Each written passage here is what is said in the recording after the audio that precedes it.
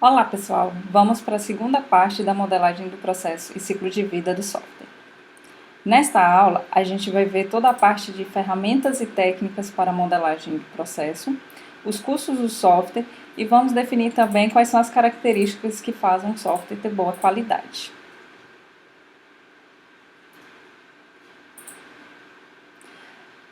A primeira coisa é sobre as ferramentas e técnicas para a modelagem do processo.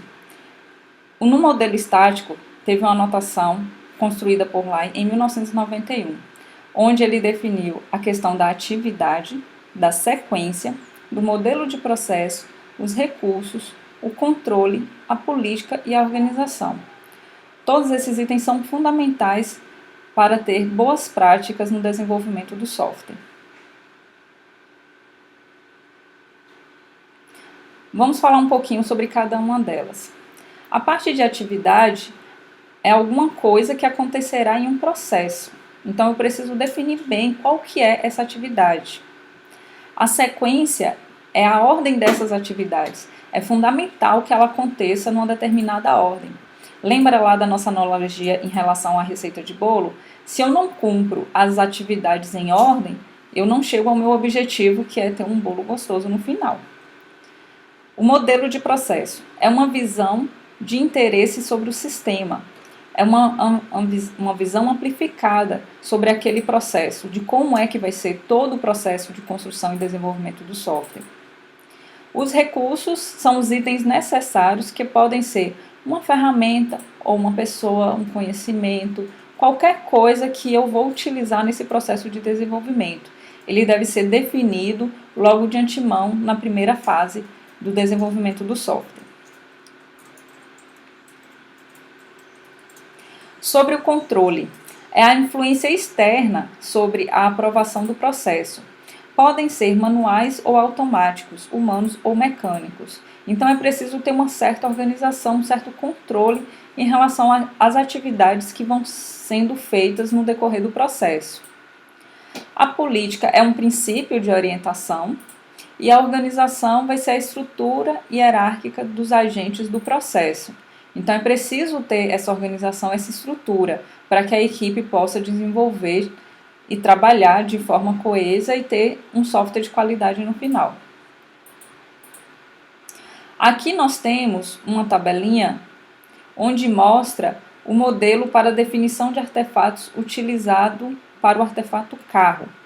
Então, eu tenho aqui nesse exemplo, por exemplo, uma tabela que vai mostrar quais são as características que deve ter no carro.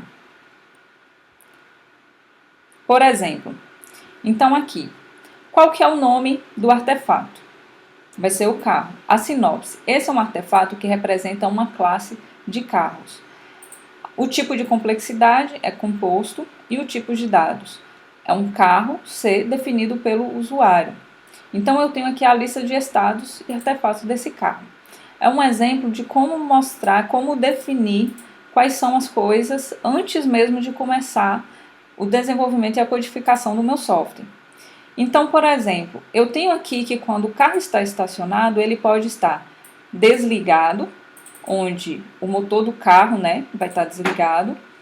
Tenho também a possibilidade do carro estacionado, mas o motor está na parte de marcha, ou seja, está na função de estar estacionado, e a velocidade ela tem que ser 0, então o carro tem que estar parado. Então isso aqui são as características que vão caracterizar que o meu carro está estacionado. O que não está se movendo e o motor não está ligado. Pensando no artefato quando o carro está ligado. Então, eu tenho que o motor está ligado, a chave tem que estar no orifício da chave, o motorista tem que estar no carro, eu não posso ter um carro sem motorista, pelo menos ainda não temos popularmente essa tecnologia, o dirigir, o carro para estar ligado, aí a marcha tem que estar no modo dirigir, a velocidade parado, o carro não está se movendo, mas o motor está ligado. Qual que é o objetivo dessa tabela? É mostrar quais são todos os detalhes e características que eu preciso para definir determinadas situações no software. Então parece ser uma coisa simples, o carro parado, carro estacionado, basta ele estar parado. Mas eu tenho uma série de coisas, de restrições e regras que eu preciso cumprir para esse carro estar de fato estacionado. Ou se o carro está ligado, se ele está em movimento, se ele não está em movimento. Então observe que quando a gente pensa numa funcionalidade, eu preciso pensar tudo que está em volta dessa funcionalidade, todas as restrições e todas as regras que precisam ser cumpridas. Continuando aqui nosso exemplo, quando o carro está em movimento, aí o carro está se movendo, seja para frente ou para trás. O motor do carro ele deve estar ligado, a chave do carro tem que estar no seu orifício, o motorista tem que estar no carro, a parte de dirigir, que é o carro indo para frente ou a ré, pode ele também estar parado, que é uma velocidade também, ou então na velocidade lenta, média ou alta.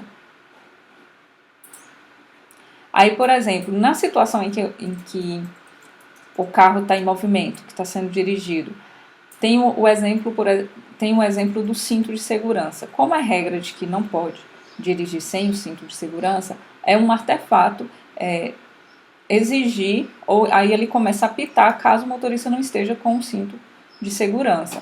Então, toda vez que o carro está em movimento, ele aciona para solicitar a utilização do cinto. Então, esse é um exemplo de artefato que alguns carros têm.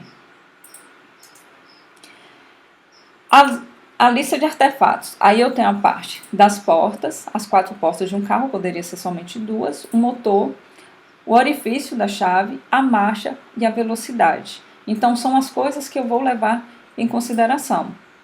E a lista de relações. Carro-chave, esta é a relação entre o carro e a chave, e esta é a relação entre o carro e o motorista. A depender do carro, eu não vou ter a necessidade da chave no orifício. Então, observe que já faz uma diferença. Então, é por isso que eu preciso ter todos esses detalhamentos em relação à funcionalidade. Como, por exemplo, já existem carros que eles se estacionam sozinhos. Então, não é toda situação que eu vou ter o motorista. Ainda é uma pesquisa, está em fase de desenvolvimento, isso ainda não é popular, mas já existe. Então, por mais que pareça óbvio determinada funcionalidade, eu preciso ter a definição de todos os artefatos e tudo que envolve aquela funcionalidade. O modelo dinâmico do processo. Ele elucida o processo de modo que possamos ver como os produtos intermediários e final são transformados. Ele simula alternativas e faz mudanças para melhorar esse processo.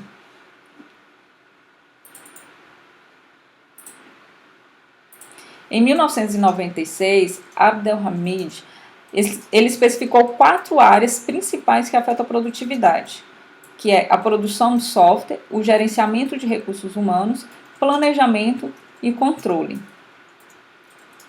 Vamos ver aqui um pouquinho sobre o que ele dizia cada uma delas. Na produção de software, aspectos de garantia da qualidade, taxa de aprendizado e desenvolvimento, porque nem sempre, se eu disponibilizo um material para que os meus programadores estudem, nem sempre eu tenho como garantia se eles estão estudando. Lembra lá da questão do mito do profissional, se o que eu estou disponibilizando está acessível ou não. Gerenciamento de recursos humanos, trata da contratação, rotatividade e experiência do pessoal. Então, ela vai lidar justamente com isso, em relação à rotatividade, por exemplo, se a pessoa fica doente, se a pessoa sofre um acidente, se machuca, se morre, se muda de cidade. Então, tudo isso afeta, sim, o desenvolvimento do software. O planejamento, o cronograma e pressões que este causa. Então, muitas vezes a gente tem um cronograma que está fora da realidade, que vai causar pressão e aí os desenvolvedores não vão conseguir fazer um excelente trabalho e eu vou comprometer o meu software. O controle trata da medida do progresso e do esforço requerido para finalizar o projeto. Quais são as propriedades desejáveis das ferramentas e técnicas para a modelagem do processo? Vamos ver. Facilitar o entendimento humano e a comunicação é o principal objetivo de toda a parte de engenharia de software, essa é a parte fundamental. é muito complicado você conseguir entender exatamente o que está na cabeça do outro. Então, o maior desafio aqui é justamente facilitar esse entendimento e essa comunicação entre todos os integrantes, seja o cliente, seja a equipe de teste, o programador, o analista de sistemas, todos eles têm que estar conversando na mesma linguagem e entendendo a mesma coisa. As técnicas também são para apoiar toda essa melhoria nesse processo de desenvolvimento, apoiar também esse gerenciamento e o controle desse processo, fornecer orientações automatizadas para a utilização do processo, apoiar a execução automatizada do processo. Então, são coisas e técnicas e práticas que o objetivo é desenvolver um software de qualidade. Aí nós temos aqui alguns exemplos de sistemas de informação, onde eu tenho mais uma tabela onde eu faço a definição de artefatos para risco. Então, lembra que eu dei o exemplo dos artefatos em relação ao carro, quais são as características que precisaria ter? Aqui é em relação ao risco. Então, o objetivo dessa prática é justamente se antecipar ao risco. É uma dessas técnicas em relação ao desenvolvimento.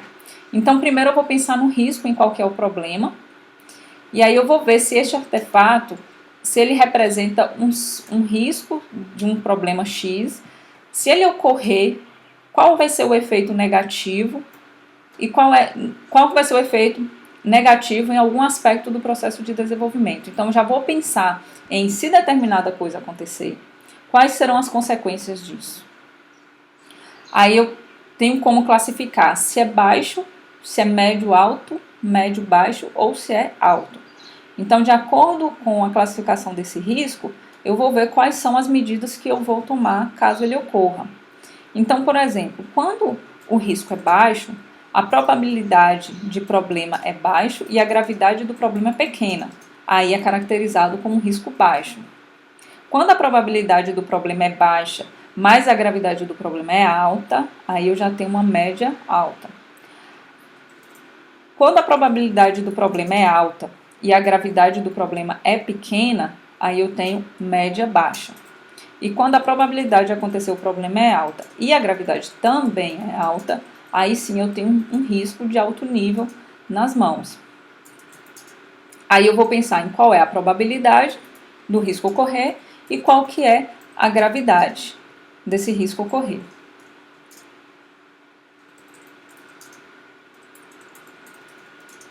Vamos falar agora um pouco sobre a engenharia baseada em componentes.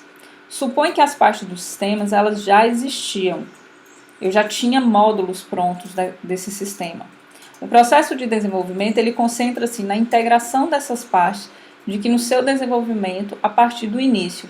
Então, eu pego blocos de codificação prontos de forma geral e a partir dali eu vou modelar de forma a atender à especificidade desse novo projeto. E eu vou integrando esses módulos e tenho como resultado um software pronto.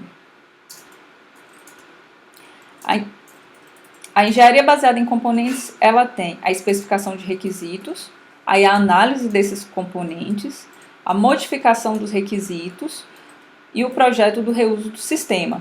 Na modificação dos requisitos, eu vou ter a parte de desenvolvimento, integração e validação do sistema. Então, eu vou pegar esses blocos prontos, vou adaptar a necessidade específica daquele meu cliente.